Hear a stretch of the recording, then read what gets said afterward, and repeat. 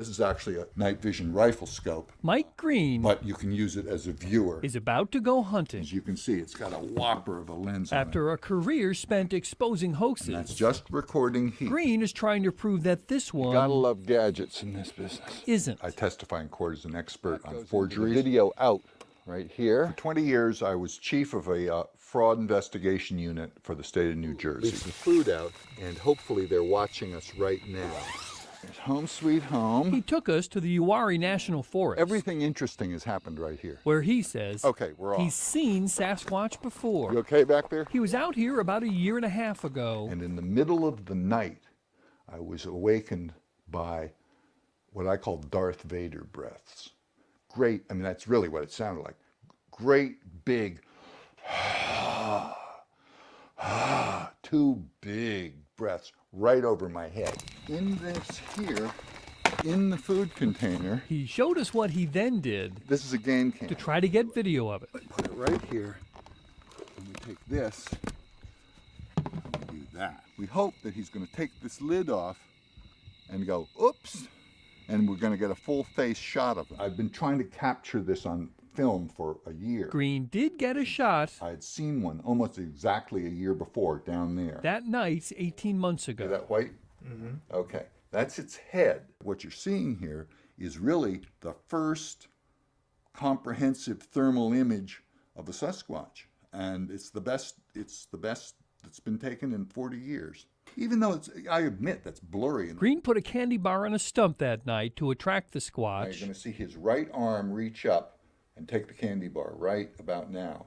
There he goes. You see a big white 7.5, 8 foot tall thing come out of the woods and grab the candy bar and leave, and then come back and sway back and forth a little bit. It can't be anything else.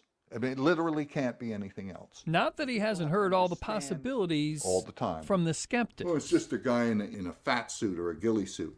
The heat signature, which is what you're looking at here, is nothing but heat. The heat signature would be completely different. It would be splotchy. You'd see lines where things like the face and the hands were hotter. You could put a guy in a Bigfoot costume and fool night vision, because that's just like a video camera.